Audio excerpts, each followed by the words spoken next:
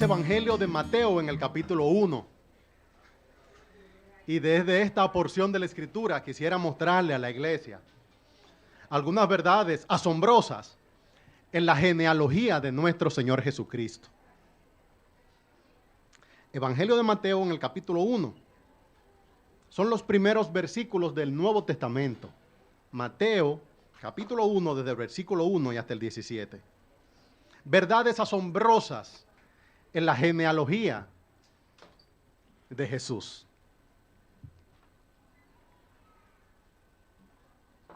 Antes de leerlo, hermano, admito que quizás a simple vista esta no sea la lectura más estimulante de todas las que se puedan seleccionar para el día de Navidad.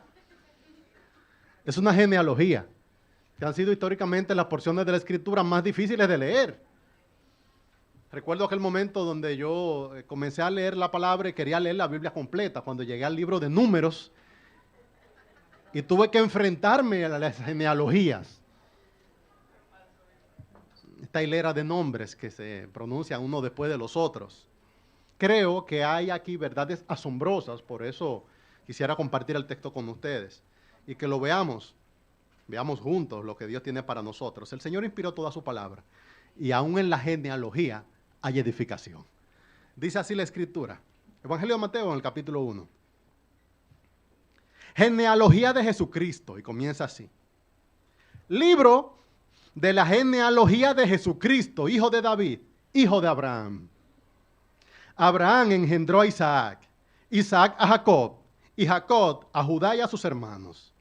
Judá engendró a Tamar, engendró de Tamar a Fares y a Sara, Fares a Esrón y Esrón a Arán. Arán engendró a Aminadab, Aminadab a Naasón y Naasón a Salmón. Salmón engendró a Salmón engendró de Rahab a Boz, Boz engendró de Ruth a Obed y Obed a Isaí. Isaí engendró al rey David y el rey David engendró a Salomón, de la que fue mujer de Urías. Salomón engendró a Roboán, Roboán a Abías y Abías a Asa. Ya han surgido algunos nombres que probablemente ustedes conozcan. Nombres conocidos como Salomón, como Abraham, como Judá. Quizás como Boz o Ruth. Los que vienen adelante, algunos son más difíciles de ubicar.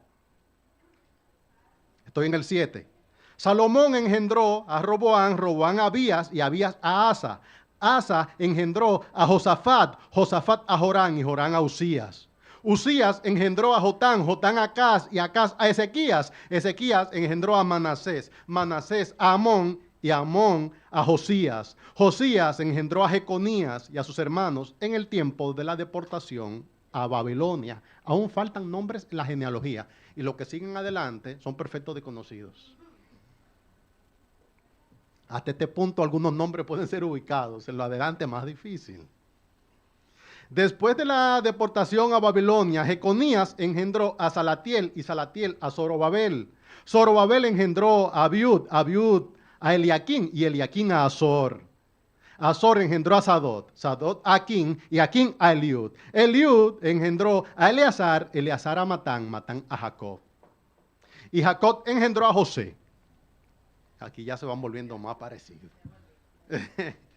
Y Jacob engendró a José, marido de María, de la cual nació Jesús, llamado el Cristo. De manera que todas las generaciones, desde Abraham hasta David, son 14. Desde David hasta la deportación a Babilonia, 14. Y desde la deportación a Babilonia hasta Cristo, 14. Pueden sentarse, mis hermanos. Verdades asombrosas en la genealogía de Jesús. Tradicionalmente, de todas las partes de la Biblia, la genealogía han sido las partes más difíciles de leer. Son unos listados de gente que engendra gente que parecen interminables. Esta es relativamente corta, pero hay genealogías que son sábanas, hileras de nombre. Este engendró a este, y este engendró a este, y este a este. Nombres con pronunciación extraña para nosotros y cuyo significado o valor no siempre son evidentes. La mayoría de los creyentes salta las genealogías o la lee rápido. De hecho, se acostumbra a comenzar la lectura de Navidad en el Evangelio de Mateo, en Mateo 1:18, donde dice, el nacimiento de Jesucristo fue así. ¿Y qué hacemos con los 17 versículos anteriores? También fueron inspirados a favor de nosotros. Sorprendentemente, el Nuevo Testamento comienza con una genealogía y la expresión libro de la genealogía de Jesucristo, hijo de David, hijo de Abraham. ¿Qué manera de comenzar el Nuevo Testamento completo? Al leer eso, algo llamó la atención en mí. ¿Por qué comenzar la segunda parte completa de la Escritura con una genealogía? No es que Dios quiera ponérnosla difícil, es que estas cosas tienen sentido. Así como el Antiguo Testamento comienza con el relato de la creación física, el Nuevo Testamento comienza con el relato de la creación de un pueblo, un linaje. Estudiar la genealogía de Jesús parece poco estimulante, como una conferencia de contabilidad por partida doble, como la invitación de vamos a reunirnos esta tarde para estudiar algunos estados financieros, cosas que no invitan, parecen monótonas, aburridas, pero la contabilidad importa y la genealogía también. Trate de decir que la contabilidad no es interesante siempre y cuando la empresa no sea suya. Y trate de decir que las genealogías son aburridas siempre y cuando Cristo no sea su redentor. Pues si la empresa es suya, usted quiere ver los números. Y si Cristo es su salvador, a usted su linaje le importa. Estas cosas tienen que ver con nuestra salvación. El Señor no está dejando la genealogía solamente para que veamos nombres. No, el Señor está dejando esta genealogía porque esta, de manera particular, tiene que ver con todos nosotros. Pues que, oh, gran sorpresa, nosotros, por extensión, somos parte de ese linaje. Pues en lo espiritual, nosotros somos hijos de Dios. Y las bendiciones que vinieron a través del Mesías, que se encarnó por esa genealogía, nos han alcanzado hasta nosotros. Si la empresa es suya, mire la contabilidad, y si el Salvador es suyo, lea la genealogía. Hoy veremos cómo la genealogía confirma la realidad de la encarnación, anuncia el Evangelio, prefigura la iglesia y confirma la fidelidad de nuestro Dios. Admito, la lectura quizás no es la más estimulante, pero lo que hay aquí a mí me satisface. A mí no me gustaba leer estados financieros. Hasta que supe que leyendo los estados financieros podemos dejar algo después de la doble línea y si hay ganancias se reparten. A mí no me interesaba mucho la genealogía hasta que reconocí que Cristo es mi Salvador. Y si Él es mi Salvador, lo que hay aquí, aunque sean nombres tediosos, requieren mi esfuerzo. Le pido a la iglesia que hagamos hoy un ejercicio de madurez y le hagamos el esfuerzo a la genealogía de nuestro Señor Jesucristo, que comienza mostrando la encarnación como un hecho real. ¿Para qué existen genealogías? Para que veamos que Cristo existe en el tiempo y el espacio. Parecen asuntos innecesarios, pero vivimos en días donde hay que mostrarle a la gente que nuestro Señor Jesucristo fue una persona real que estuvo entre nosotros en un tiempo determinado de la historia. Que Cristo no es un mito de la Navidad, que Cristo no es un ser fantasmagórico que no tiene existencia en el tiempo y el espacio, sino que Cristo se encarnó en un momento de la historia, en una familia específica y en un plan eterno. Que la encarnación de Cristo no es un asunto que nosotros por conveniencia nos pusimos de acuerdo, no es un asunto de consenso. ¿Quiénes estamos de acuerdo con la encarnación de Cristo? La encarnación de Cristo es un asunto tan serio como un embarazo y la nacida de un muchacho. Eso no es algo que nosotros estamos a favor o en contra. Es algo que es una realidad presente y nosotros tenemos que asumirla. Cristo entró en el tiempo y el espacio y entró de manera tan segura que tenemos su genealogía. Se encarnó en una familia. Dice el versículo 16, José, marido de María, de la cual nació Jesús, llamado el Cristo. Ellos no solamente querían un Cristo, ellos querían un Cristo encarnado. Ellos no solamente querían mostrar que Cristo existe o ha existido. Ellos querían mostrar que Cristo había existido en el tiempo y el espacio, en su generación, que Cristo había tenido una madre, que el Señor eligió una mujer a través de la cual Él se encarnó. La genealogía está extensivamente documentada y muestra que Cristo es un descendiente de Abraham y de David, y muestra aquí como si fueran los bloques grandes, y muestra generaciones desde uno y hasta el otro. Yo no solamente quiero un Salvador, yo quiero el Salvador prometido, el Salvador que estamos esperando desde la antigüedad, el Salvador que cumple las profecías del Antiguo Testamento. Yo quisiera ver la promesa que le fue dada a Abraham y le fue confirmada a David. Yo quisiera ver que se hizo realidad en medio de nosotros. Se levantaron muchos aparentes salvadores, pero este es el Salvador prometido. Ellos no solamente dicen, se levantó un maestro en nuestros tiempos. Ellos están diciendo, se levantó en nuestros días aquel que fue profetizado desde el comienzo de los días. Un antepasado antiguo como Abraham, al cual se le dio la promesa de una simiente. Un descendiente de Abraham, que es David, en el cual se confirmó la promesa. Le dijeron que un hijo suyo se sentaría en el trono de David. Y en este momento aparece aquel que va a ocupar el trono. Hermano, esto no es un asunto de voluntades, no es un asunto de emociones, esto es un asunto de legitimidad. Y es como cuando se va a repartir una herencia. Aquí un hombre que ha llegado y está reclamando un derecho, el derecho a regir sobre los hombres, y para que él tenga derecho a regir sobre los hombres, vamos a ver su genealogía. ¿Se cumple o no se cumple? Se cumple. ¿Es de él o no es de él? Lo es. ¿Tiene o no tiene el derecho? Lo tiene. Hay gente que ve siempre el cristianismo como un asunto de emociones y de sentimientos. Esto no es ni emoción ni sentimiento. Esto es tan aburrido como una genealogía, pero tiene tanto poder como las genealogías tienen. Hay familias, hermanos, que cuando se abren los libros se remenean, porque si aquí hay que ordenar las cosas, por favor, no abran. ¿Quién engendró a quién? Hay un descendiente. Miren, hermano, eso da... Las genealogías, los textos aburridos, cuando se interpretan adecuadamente y se abren, eso tiene el poder, hermano, de mover cosas. Aquí está apareciendo Jesús y Mateo va a presentar a Jesucristo como el rey, pero él no quiere presentar un rey emotivo, emocional, el rey de los corazones. Él va a presentar un rey legítimo, que tiene genealogía y que en él se cumple. Y que de ambos lados, tanto por su mamá como su papá, es un antepasado directo del rey David. El que está aquí no es un hombre que se apareció y dice yo soy un filósofo. El que está aquí es el heredero legítimo. Apareció el rey y aquí está.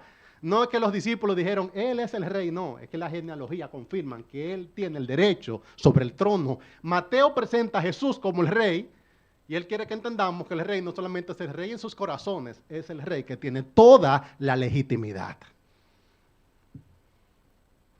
¿Qué hace la genealogía? La genealogía le da sentido a todos los libros del Antiguo Testamento, mostrando su hilo conductor. Y el hilo conductor es el plan de redención.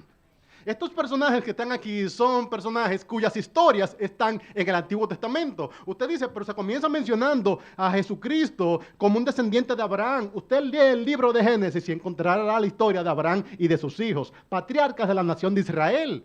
De forma tal que cuando aparece en la genealogía de Jesucristo, usted dice, para esto existe el Antiguo Testamento. Existe el Antiguo Testamento para que conozcamos a través de qué familia, a través de qué pueblo, a través de qué linaje era que nos iba a venir el Mesías. La genealogía de Cristo integra los dos testamentos en un solo. Algunas personas dirán, ¿y para qué nosotros leemos los libros del Antiguo Testamento si somos el nuevo pacto? Porque en el Antiguo Testamento se nos ofreció un Salvador. Y en el Nuevo Testamento apareció el Salvador, pero si no tuviéramos el Antiguo, cantidad de estos nombres quedarían desapercibidos. Hay hermanos míos que están todavía en el momento emocional de la Natividad, donde entienden que lo que estamos celebrando solamente es que Jesús nació. No, estamos celebrando que nació conforme a las Escrituras. No solamente estamos celebrando que Él vino, estamos celebrando, hermano, la legitimidad de su reinado. Si esto no se hubiese cumplido así, todavía podría ser que suceda que viniera otro y dijera que tiene los derechos legítimos, pero ya no va a venir otro, ya vino Él. ¿Qué hace la genealogía? Demuestra la encarnación como un hecho real, no es solamente un asunto que sucedió en el tiempo y el espacio. No hay que tener prejuicio alguno respecto de esto, no deberíamos ver la encarnación como una teofanía. Hay gente que ve la encarnación como que apareció un hombre, y siempre aparece un hombre ya maduro, que si fuera una teofanía como las teofanías del Antiguo Testamento. Teofanías son apariciones de Jesucristo preencarnado. A veces se le llama el ángel de Jehová. Vino un hombre, pero las teofanías no tienen genealogía. Usted no sale a buscar. Y las teofanías no se engendran. El Mesías al cual nosotros adoramos y servimos no es una figura que emergió y nadie sabe de dónde vino. Sabemos de dónde vino. Vino de Abraham y vino de David. Cristo no es solamente una teofanía. Cristo no es una teofanía. Es la encarnación de Dios. Es Dios haciéndose hombre. Cristo no es la transformación de un hombre natural. Él es Dios desde la encarnación. Eso a mí me rompía la cabeza, pues yo crecí en un colegio católico. Y ver al niño Jesús, hermano, con los bracitos hacia arriba, yo rechazaba eso visceralmente, pues yo era evangélico en un colegio católico. Yo tuve que tomarle el gusto, hermano, a ver las imágenes de la encarnación. Pues ver a Dios hecho hombre de niño, yo entendía que eso era católico. Hermano, eso no es católico. Eso fue así. De forma tal que a mí me rompe la cabeza desde que estaba en el vientre y Él era Dios. Él no fue que en un momento presionaron un botón en el cielo y dijeron, ok, ahora que venga la transformación. Ay, hermano, perdóneme que hablo así de mi Salvador, hablo así para poder explicarlo. No es como que en el cielo activaron el algoritmo y Él, que era hombre, entonces ahora muta en Dios. No, Él es Dios desde la encarnación. Él fue concebido como Dios y desde que estaba en el vientre ya estaba recibiendo la adoración de Dios. Y desde el vientre ya Él estaba haciendo cosas. Eso no es católico, hermano, eso es bíblico. Es que Él es Dios desde el vientre de su madre. Él es Dios desde su nacimiento. A Él vinieron a adorarlo como Dios desde que Él estaba en el pesebre. No fue que después de la transfiguración Él recibió como la deidad. Él es Dios desde que era un niño. A los 12 años ya Él estaba siendo Dios. Que Él haya comenzado su ministerio público después de los 30 no significa que Él antes de eso Él haya guardado su deidad. Él es Dios, eternamente Dios. El Hijo ha sido eternamente el Hijo y se encarnó para estar en medio de nosotros. Fue adorado siendo un niño por los ángeles, por los magos de Oriente, por los pastores. Esa teofanía del Antiguo Testamento no era igual, hermano. Aquí hay alguien que se hizo. Y usted dice, wow, pero que imaginar un niño. Eso es, hermano, esa es la perfecta humanidad.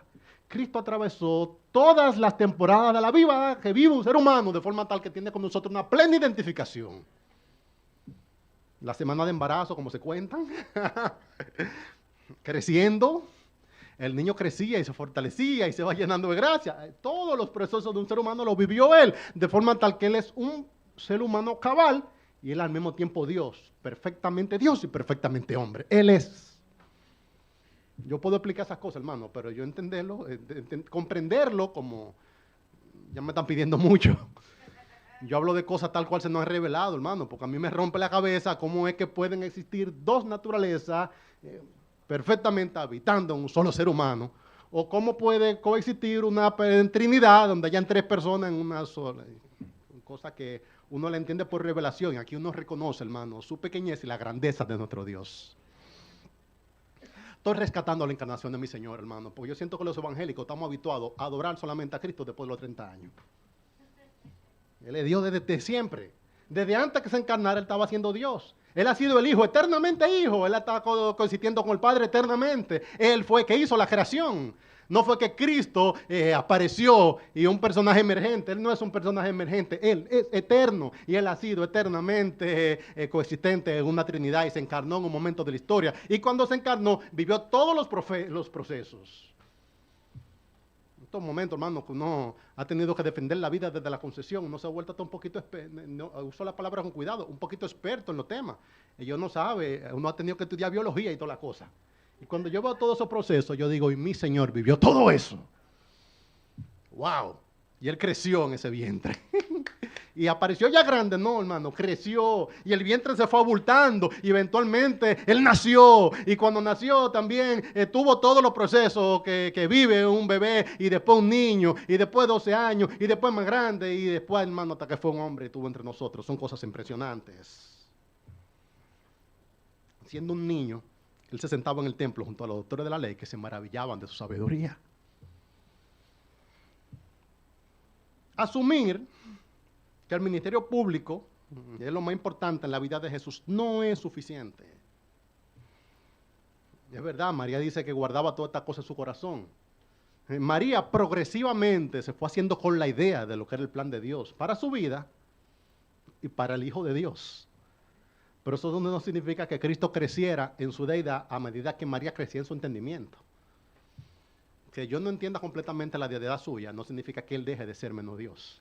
Es un asunto muy humano. Nosotros entendemos que Dios es Dios hasta el punto que yo puedo entenderlo. Dios es completamente Dios, yo lo entienda o no lo entienda. La gente piensa que su entendimiento limita a Dios. Dios es autoexistente, Él existe por sí mismo, fuera de su cerebro. Y aunque nosotros no podamos entender todas las cosas, Él es las cosas en su plenitud, aunque usted no lo entienda. Mi ignorancia no limita la deidad de Dios, es lo que te estoy diciendo. Él es muy grande. Hay otros que soslayan el hecho histórico de la encarnación con la idea de que Cristo siempre ha estado aquí. Lo importante es que Él ha estado aquí. Yo sé que Él estuvo aquí, pero en un momento estuvo aquí siendo un bebé. En un momento estuvo aquí siendo un niño. En un momento estuvo aquí encarnado. Y eso no va a volver, hermano. Ya está glorificado y esto no vuelve hacia atrás. Eso es algo único e irrepetible. Jamás volverás a verlo en debilidad, humillado, asumiendo la condición de hombre. Ya Él la asumió una vez. Ya Él no va a volver. Esto no se va a repetir. Esto es un hecho irrepetible. Es una manera simplona de resolver asuntos que nos rompen la cabeza. No, lo importante es que Él está entre nosotros, ¿no? Él estuvo entre nosotros de manera singular en algún momento de la historia. Encarnación se llama. He estado mostrando que para qué sirve la genealogía, demuestra que la encarnación fue un hecho real. Cristo no solamente apareció, Él se encarnó en un momento de la historia a través de una genealogía. Sin embargo, lo que más me ha pastoreado esta semana es ver cómo la genealogía anuncia el Evangelio. ¿Qué es el Evangelio? Es la buena noticia de que Dios ha venido a salvar a los hombres, sin importar su condición, sin importar su trasfondo. Sin importar lo lejos que los hombres estaban de Dios, Dios ha venido a salvar al hombre. Es la buena noticia del Evangelio. Y la buena noticia del Evangelio no solamente se anuncia en el ministerio público del Señor, no solamente se anuncia por los milagros del Señor, se anuncia desde su genealogía. La genealogía de Cristo es consistente con su ministerio. Él vino a anunciarnos el Evangelio. Él es el Evangelio. Y la buena nueva del Evangelio se anuncia aún en su genealogía. ¿Cómo se ve el Evangelio en la genealogía de Jesús? Miren, la única razón por la cual avanzó el plan de redención a través de todos estos hombres fue gracia. Aquí no hay un grupo de hombres que se orquestaron y se pusieron de acuerdo para que pudiera a través de ellos venir el Salvador. Aquí hay un Dios que ha estado hilando la historia de forma tal que a través de hombres pecadores y perversos y muy malos, Él iba a alcanzar su propósito. Es gracia. El Evangelio no es la historia de que nosotros somos buenos y estamos haciendo avanzar los planes de Dios. El Evangelio es la historia de que los planes de Dios están avanzando a pesar de nosotros. Y creo, hermano, que no hago yo mucho daño al mostrarle algunos de estos nombres para que usted sepa quiénes eran. No quiero generalizar, hermano. Aquí hay gente muy buena y piadosa, pero también hay gente muy perversa. Y no están aquí porque fueran buenos. Están aquí a causa del Evangelio, la buena noticia de que el Señor los incluyó de pura gracia. Arranquemos por Abraham, y el Señor me cuide, el padre de la fe. Bueno, yo veo un plan consistente en las Escrituras en mostrar que sea Dios veraz y todo hombre mentiroso. Yo veo un plan consistente en la Escritura en mostrar que Cristo se ha exaltado y todo hombre disminuido. Y los personajes más populares son los que peor parados salen. Terminamos, hermano, de ver los últimos capítulos de la serie de Crown en casa. Y estamos evaluando que a Carlos parece que lo ayudaron. Una serie de la monarquía y demás. Y parece que quien escribió el guión para ayudar al que el rey en este momento. Mira, parece que lo ayudaron. Hermano, aquí no ayudaron a nadie. Y a Cristo no hubo que ayudarlo porque Él es perfecto. Pero Abraham, hermano, cuando se describe su historia en el libro de Génesis, se describe como un hombre mentiroso, doblemente mentiroso, que expuso reiteradamente a su esposa y cometió un pecado y lo volvió a cometer. Padre de la fe. Isaac, su hijo, cometió los mismos pecados de su padre y le agregó el plus del pecado de la parcialidad. Y era una familia muy disfuncional. Y qué tremenda familia que el Señor elige para que avance el plan de redención. Hermano, el plan de redención no avanzó por la familia de los patriarcas, avanzó a pesar de ella. Y el Evangelio en nuestros días no avanza por nuestros propios medios, avanza por el poder de Cristo operando en nosotros. Así como la genealogía de Cristo no avanzó porque la gente fuera buena, la causa de Cristo hoy no avanza porque lo hacemos nosotros tampoco. El Señor es poderoso para hacer avanzar sus proyectos.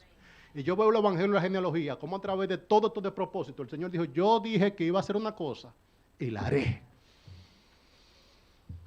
Yo cumpliré mi palabra a pesar de ustedes. Abraham engendró a Isaac. Ninguno de los dos eran perfectos. Isaac engendró a Jacob. Jacob, un engañador, hermano, con carácter cuestionable, que Dios miró con misericordia. Y Dios fue más fuerte que él. Y yo volví a leer la historia de Jacob en este año y dije, el Señor fue más fuerte que él. Y él siente que ganó, hermano, que luchó con Dios y ganó. ¿Entiendes? Él estaba tan necesitado que él entendió que ganó. Ese es Jacob, hermano. Ese es el patriarca. Y a través de ese fue que vino el Mesías. Y estos son los antepasados suyos. Está la ascendencia, hermano. Imagínense la descendencia que somos nosotros. El Evangelio se ve en la genealogía, hermano, porque aquí no hay gente perfecta, que hay personas con carácter cuestionable que misericordiosamente han sido injertadas en un linaje que ellos no tenían la capacidad de elegir ese linaje por sus propios medios. La misericordia del Señor. Aparece Judá. Ah, Judá, el que le dio el nombre a la tribu de Judá. ¡Wow! Es el león de la tribu de Judá, hermano. Salga a buscar la biografía de Judá. Que sin ser el primogénito, llegó a ocupar un lugar preponderante. Tuvo algunos hijos. Su primogénito, fue tan perverso que Dios le quitó la vida. Dice que era tan malo el hijo de Judá. No estamos culpando a los padres de la crianza de los hijos, pero fue tan perverso que el Señor lo cortó. Y su segundo hijo, Onán, por egoísmo no quiso perpetuar la descendencia de su hermano y también fue cortado. Este es el patriarca.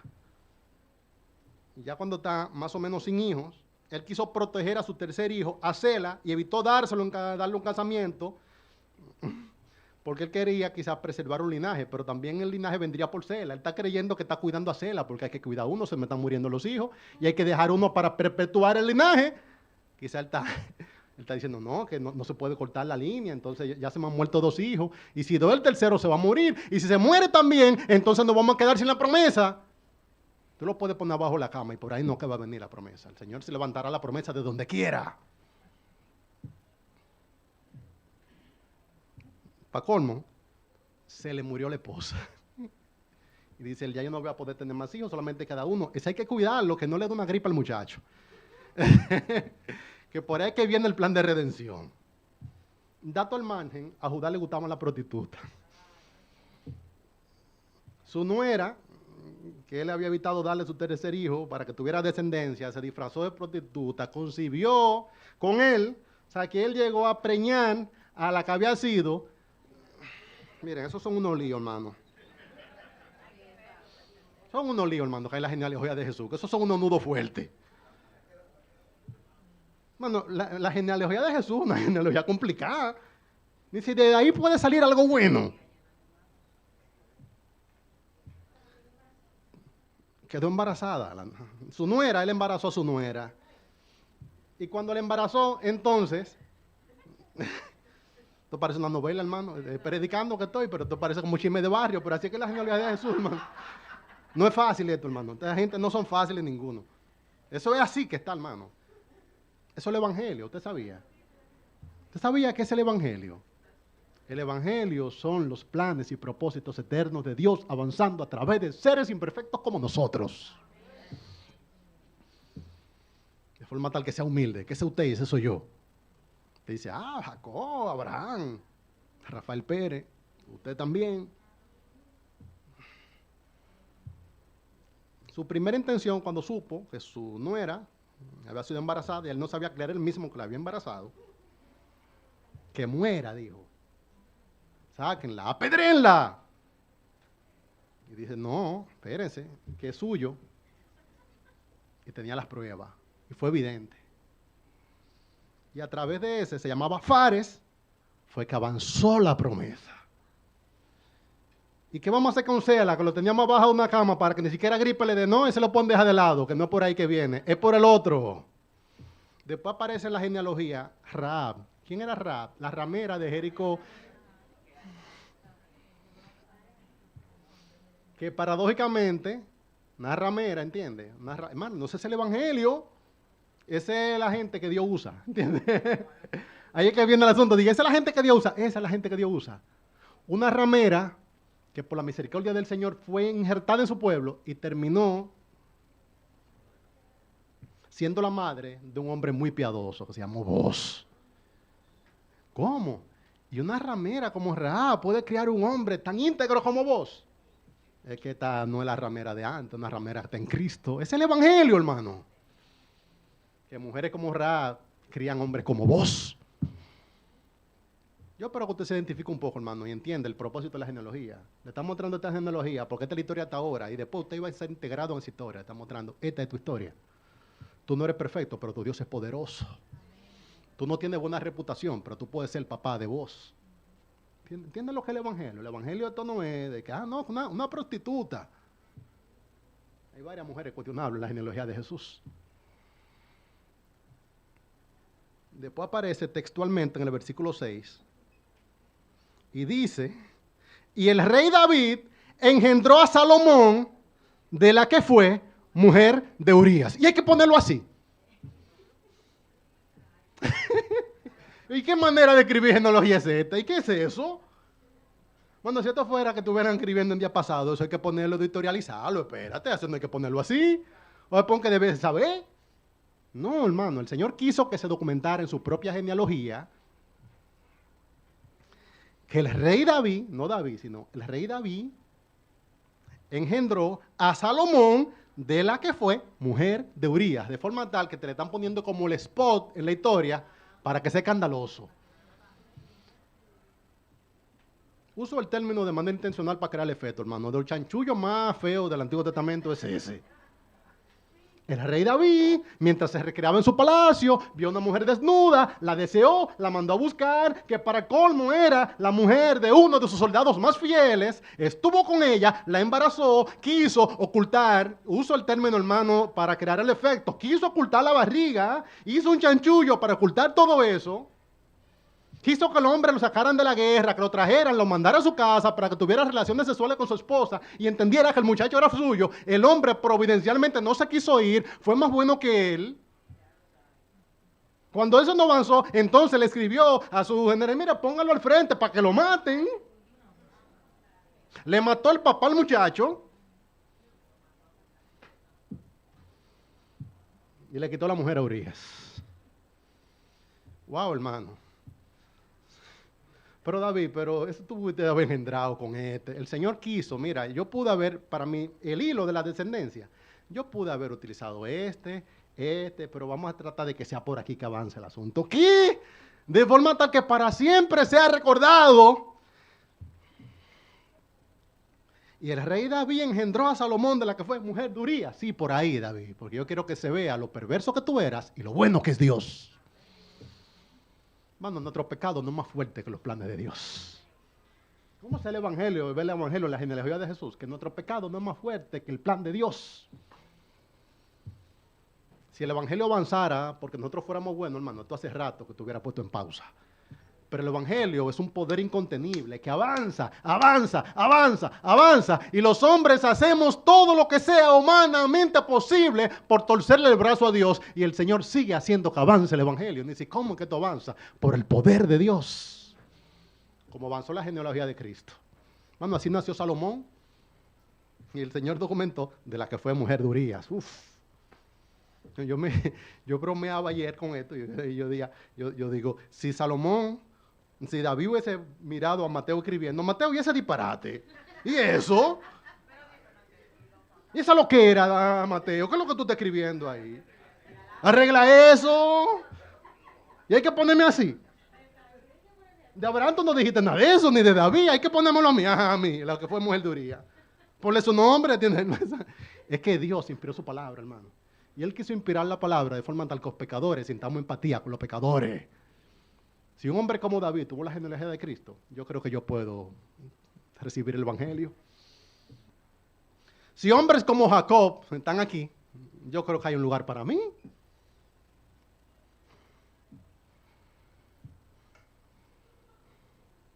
¿Y quién fue Salomón? Salomón fue el rey bueno que terminó mal, de forma tal que por sabiduría nadie lo logra. La gente piensa de que si nos volvemos muy sabios, entonces vamos a pecar poco. Salomón fue más sabio que usted. Pida misericordia. No, si yo leo todos los libros que hay que leer, si yo leía a Piper, ya leía a MacArthur, ya leía a C.S. Lewis, ya tengo mi biblioteca personal, póngala más grande y todavía pida misericordia, que Salomón fue más sabio que usted y terminó mal. ¿Para qué está Salomón aquí? Para que veamos que la inteligencia no nos exime de la misericordia. Que aún usted se vuelva muy sabio, necesita el evangelio. De lo que podemos identificar hay dos más. Roboán, hijo de Salomón. ¿Y quién fue Roboán? El que dividió el reino. Un muchacho perversito, que su frase más memorable, o sea, la frase más memorable de Roboán fue: el menor dedo de los míos es más grueso que los lomos de mi padre. Esa es su expresión más fuerte. Vinieron a pedirle ayuda al pueblo. Mira, apaciguan un poco. Y él, denme 3 días y vuelvan. Y cuando volvieron, él respondió con violencia, siendo un muchacho. Y se dividió el reino. Ese es Roboán, y ahí está la genealogía. Y el último que aparece, que yo pueda identificar, hermano, quizá otros identifiquen otros nombres, Jeconías. Ese Jeconías aparece una maldición que pendía sobre él en Jeremías 22:30. Y dijo el Señor de él: así ha dicho Jehová, escribid lo que sucederá a este hombre privado de descendencia. Hombre a quien nada próspero sucederá en todos los días de su vida. Porque ninguno de su descendencia logrará sentarse sobre el trono de David, ni reinar sobre Judá. ¿Lidia usted con esta aparente contradicción? Que hay una maldición sobre Jeconías que le están diciendo. Hermano, imagínese a Dios diciéndole eso a usted. No, me maldijo. Ya no hay esperanza para mí, me maldijo. Ya no hay que nada. Hermano, escucha la maldición. Hombre a quien nada próspero sucederá en todos los días de su vida. Esa era la maldición que venía sobre este hombre. Y aparece ahí. Recuerdo yo siendo un adolescente lidiando con estas contradicciones, decir, pero que este hombre dice que nada próspero le va a suceder con su vida y que ningún descendiente suyo se sentará sobre el trono de David. ¿Y cómo lidiamos con el hecho de que está en la genealogía de Jesús y que busca aquí? Se coló. Se contradijo Dios. Bueno, esas son las aparentes contradicciones de la gracia. Yo pensaba dejarlo como suspenso para ponerle a ustedes a leer la Biblia. Pues no se lo podemos como responder todo, como tíramela ahí, como... Pero esas son de las cosas que le rompen la cabeza en los estudiantes de la Escritura. Cuando dice, ¿qué busca aquí Jeconías si a él explícitamente se le dijo que un descendiente suyo no se sentará sobre el trono de David y es un descendiente de Cristo? Sigue estudiando, hermano. Pero tanto María como José son descendientes directos del rey David de líneas diferentes. La línea de José viene por Jeconías y la línea de María viene a través de Natán por otro lado. Y el Señor se encargó de que se pudiera cumplir la profecía sobre Jeconías y al mismo tiempo que tuviera la genealogía. Hay gente que dirá, no, yo he cometido tal pecado, para mí no hay misericordia, yo deshonré a Dios, a mí me expulsaron de una iglesia, a mí me maldijeron, tengo mala reputación. Siga pidiendo gracia, hermano, que fácilmente termina usted en la genealogía de Jesús. Hermano, si a Jeconías no le están dando bola negra, yo creo que a usted tampoco. Yo veo a este hombre aquí dentro y digo, hay esperanza para mí. Si a un Jeconías con una maldición tan grande llegó a estar en la genealogía, hermano, ¿qué no será, Señor, misericordia de nosotros? No se deje engañar por Satanás, pida misericordia. Sin importar el pecado, sin importar el castigo, sin importar las consecuencias. Señor, desbarátame, pero no me quite tu nombre, no me saque de tu pueblo. Permíteme, Señor, estar en tu genealogía. Aclaro aquí que ninguno de estos hombres estaba haciendo un esfuerzo activo para que se cumpliera la promesa. No era de que ellos estaban aquí. No, nosotros, a través de mí es que va a venir el Mesías. Nadie sabía por dónde venía. Pero el Señor quiso que fuera así. Yo no creo que un creyente debe vivir como con un delirio de persecución, diciendo, si yo fallo, se cae la promesa. No, porque Dios va a hacer lo que vaya a hacer. Ninguno de nosotros importa tanto. Quítese esa presión de encima, hermano, y viva para la misericordia del Señor y para su gloria, porque esa presión encima de que no, yo tengo que cuide sus pasos, hermano, porque usted quiera cuidar sus pasos, porque usted ama a Dios. Pero no piense que el futuro de la iglesia está en mis manos. ¿Y quién es usted? ¿Quién es usted? esa presión encima. No, es que yo tengo que ser cuidadoso porque a través de mí, ¿quién es usted? Si no, usted, el Señor se levantará a otro, lo que le digamos. No hay nadie imprescindible para Dios. Y aún el que parece desechado, para Dios puede tener futuro, lo que le estoy mostrando. La genealogía anuncia el Evangelio. Ninguno de ellos ofreció tampoco para que lo pongan. Dije, mira, yo cuando haga falta algún descendiente para que falten en la genealogía, incluyanme a mí. Se llama soberanía. El Señor tuvo misericordia de quien tuvo misericordia. María es María y José es José, porque el Señor tuvo misericordia de ellos. Si no hubieran sido perfectos, desconocidos, piadosos, eso no es. Y usted es salvo por gracia, no es por su esfuerzo. ¿Cómo se ve el Evangelio en la genealogía? Bueno, en la genealogía de Jesús, a diferencia de otras genealogías antiguas y contemporáneas a estas, se mencionan mujeres por sus nombres. Mujeres extranjeras. Se menciona a Tamar, que se vistió de prostituta y concibió con su nuero. Se menciona a Raab, la ramera. Se menciona a la mujer de Urías. Se menciona a Ruth, la moabita. Alguien dirá, pero con Ruth sí. Claro. Con mujeres como Ruth, ahí estamos hablando. El asunto es que pusieron a Ruth y a María junto a Tamar y a Raab la ramera y a Betsabé. Hermano, el Evangelio es que usted no va a compartir con quien usted quiera, sino con quien Dios traiga. Porque no caben en la misma línea. No, María, no, pero María, una joven, virgen, joven, judía, piadosa. ¿Qué hace con Raab la ramera? Esa es la iglesia, hermano. Es el Evangelio. Que esto no es, el Señor sale y trae a quien quiera traer y usted lo recibe de buena gana. Usted imagina de que María, de que sacando cuerpo, de que no, a mí no me pongan ahí a Tamar, no. A Betsabé. A Betsabé no, porque entonces la gente va a pensar que mi caso igual que el de ella y que así fue que también que yo concebí. A mí no me junten con Betsabé, que ese asunto de ella, no quiero que mi historia, la gente llegue a pensar, hermano, eso es el Evangelio, que no es al que usted quiere o cuando usted quiere o como usted quiere. Es la soberanía de Dios en la salvación. Tendré misericordia de quien tendré misericordia. Dios no hace acepción de personas. Para ser parte de la misma historia, vamos a tener que guardarnos nuestros prejuicios, porque Dios está salvando, hermano. Usted sabe que Dios hoy va a salir a salvar. Y al que Dios traiga, quizá a usted no le guste. Imagino a los judíos diciendo, sí, Ruth la moabita sí, porque esa muchacha se ve que ya era piadosa. Es verdad que no era judía, pero era piadosa. Ruth sí. Tamar no. Ay, no, a Randy me le enseñen, es así. Ay, sí, hermano, el Evangelio no es para gente muy mala. Tampoco para gente muy buena. El Evangelio es para la gente. No, es que tienen que ser como José y María. No, también pueden ser como David y Betsabé. El Evangelio no es para gente buena, tampoco es para gente mala. El Evangelio es para la gente. Todos necesitamos a Cristo. Y todos cabemos en Cristo. Se ha creado ese doble prejuicio, el prejuicio negativo y el prejuicio positivo, de que el Evangelio es para la gente muy mala o que es para gente muy buena. El Evangelio es para la gente muy mala, es para la gente muy buena, es para el que está más o menos donde tú te sientes. Yo estoy como ni muy lejos ni muy cerca. También es para ti. El Evangelio es para todo el mundo. Alguien dirá que vengan las extranjeras piadosas. Cristo dijo que vengan todas. Tráiganmelas. Las recibimos. Bueno, esa es la iglesia del Señor.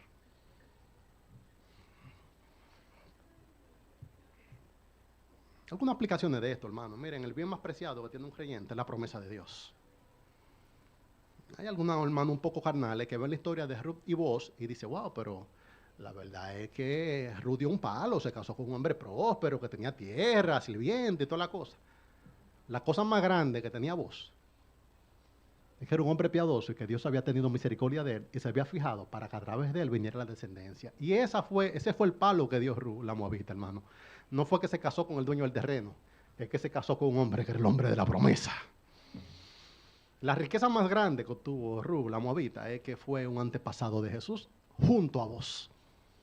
La riqueza más grande que tenemos los creyentes es que somos parte de esta historia. La cosa más valiosa que le puedo dar yo a mi familia, a mis hijos, es que yo tengo a Cristo. Somos parte de esta historia, hermano, y eso es la cosa. Mira, vos eras íntegro, era un hombre respetuoso, era un hombre trabajador, era un hombre próspero, era un hombre que estaba dentro de los planes de Dios, y esa es la cosa más importante que tiene un creyente. ¿Qué podemos aplicar de esto? Estoy hablando, hermano, que la genealogía de Jesús anuncia en el Evangelio de Jesucristo.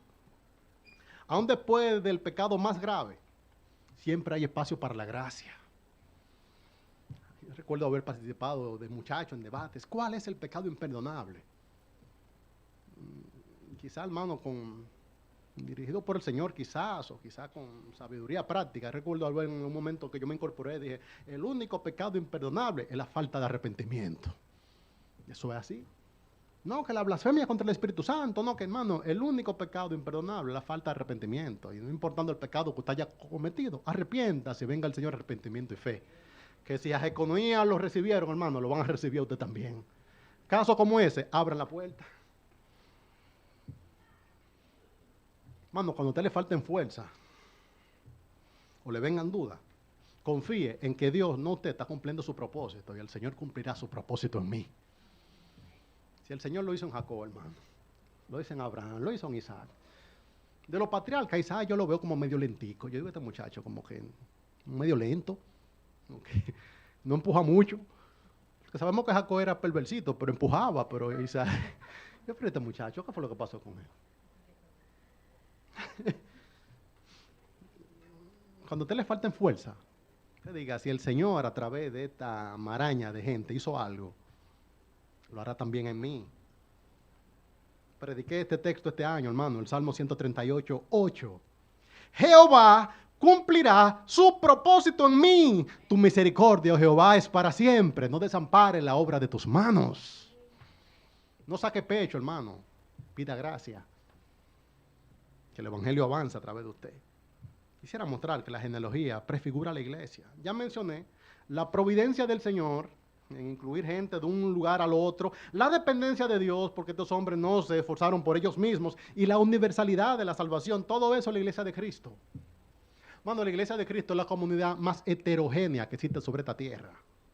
Ahora se habla de inclusión, y yo me río. De ser inclusivo.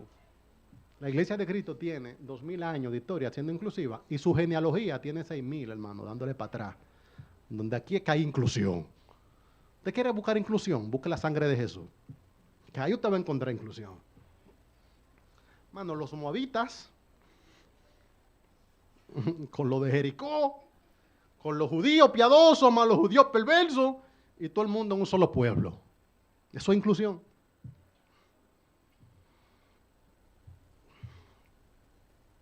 Eso es la iglesia de Cristo, hermano, la comunidad más pareja. Esto es un grupo de mestizos. Somos viralata todo, hermano. Esto estamos todos mezclados. Esa es la iglesia. La gente te habla el día de hoy. No, esta es una institución inclusiva. Institución inclusiva es la iglesia. En la iglesia no hay prejuicio de edad. Cristo es para el viejo, Cristo es para el muchacho. Cristo es para el rico, Cristo es para el pobre, Cristo es para el profesional, Cristo es para el que nunca fue ni siquiera un cursito de Infoté. Cristo es para el que tiene 2 pesos y Cristo es para el que no tiene nada. Cristo es para los blanquitos y Cristo es para los morenitos, para los mulatos. Cristo es para todo el mundo.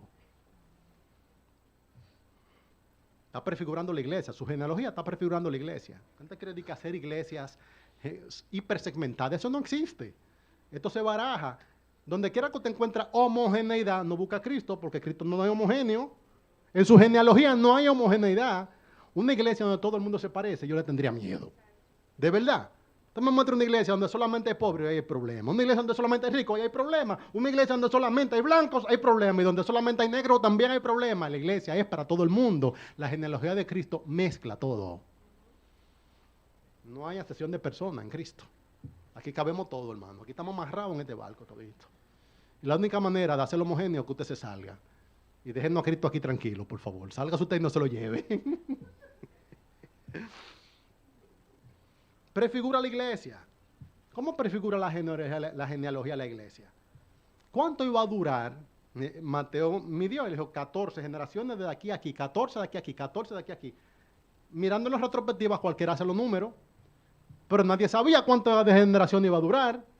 ¿Cuánto se prolongaría El tiempo del exilio, ¿cuánto se prolongaría? Que 400 años. Hay gente que sale con unos números, hermano, y lo ve los números claros. Ahora se ven claros.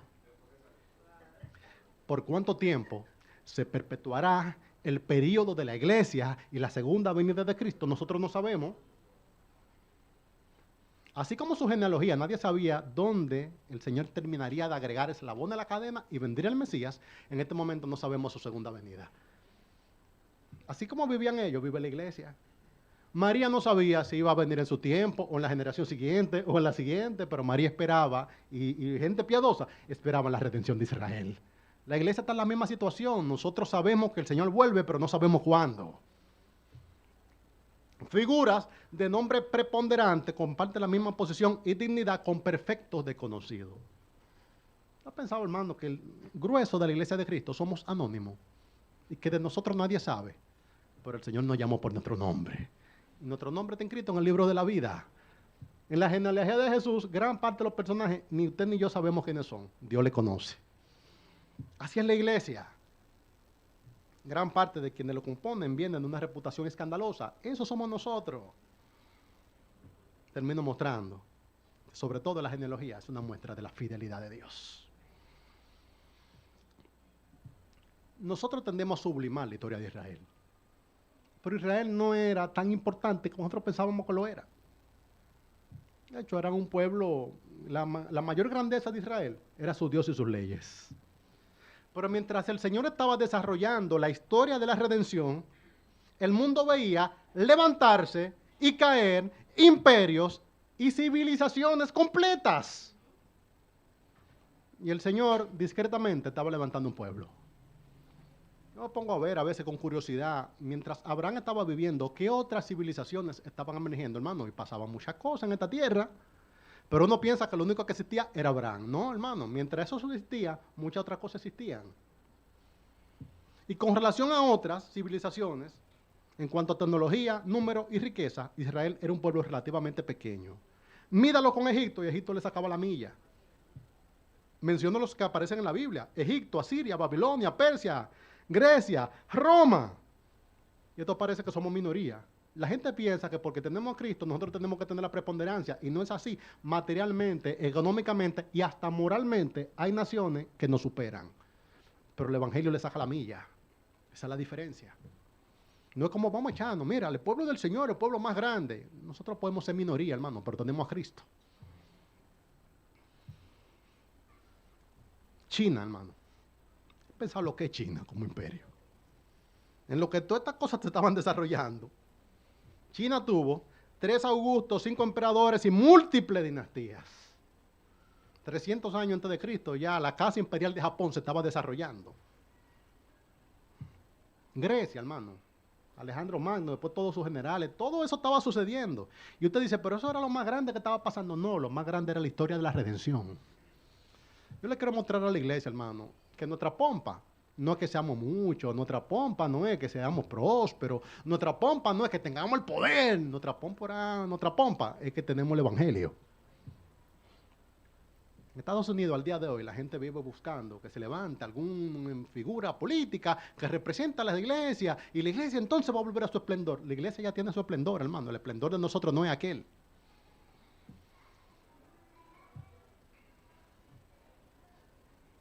¿Qué hace esto?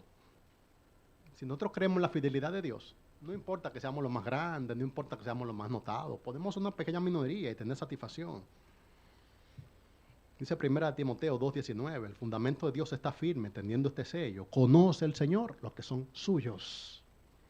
La gente quiere vivir en esos dilemas de mirar qué tan grandes somos los cristianos. Ya somos el 20% de la población, ya somos el 15% y quieren vivir como demográficamente, hermano. Nosotros estamos listos para ser minoría.